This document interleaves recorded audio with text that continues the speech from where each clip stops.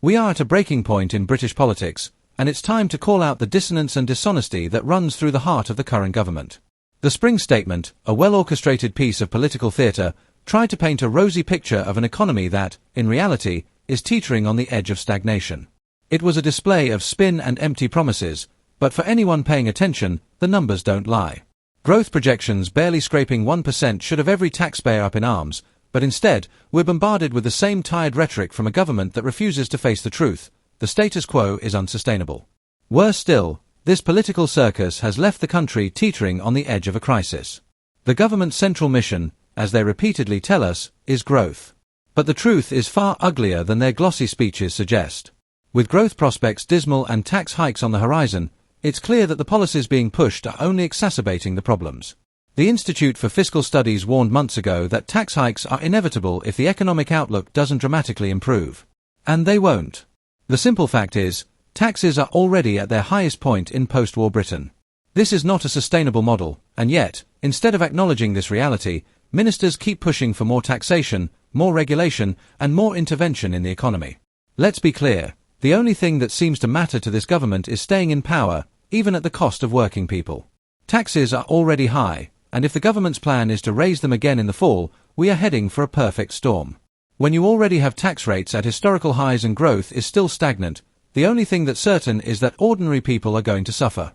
The Labour Party is not exempt from blame here either. Their promises to cut taxes or ease the burden on businesses are hollow when you look at their record. Sure, they've made noises about growth, but the truth is, they are stuck in the same old bureaucratic quagmire that stifles progress.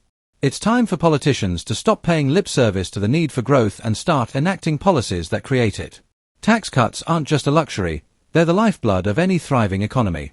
Every economist worth their salt knows that you can't tax your way to prosperity. Yet, we see endless debates over how much more money can be squeezed from the public, while the government does nothing to address the fundamental problem, a bloated state that suffocates innovation and investment. What's more, this government has failed to address the broken system that's dragging us down. The level of regulation on businesses has reached ludicrous heights, and the state's interference in the economy only serves to stifle the very growth they claim to want.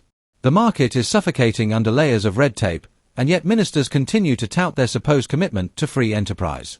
Their actions tell a completely different story, one of intervention, control, and taxation that discourages businesses from expanding or even investing in the first place. The sheer hypocrisy of this government is staggering. They continuously talk about growth and innovation, but their policies do the exact opposite.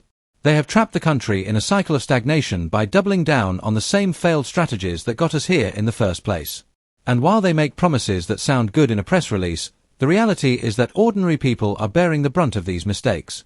Consider the latest development on national insurance hikes. This is nothing short of a tax on the working class, directly hitting the pockets of hard-working individuals who already struggle with rising costs. Yet, the government continues to push this policy forward, seemingly oblivious to the very real harm it's causing to families up and down the country.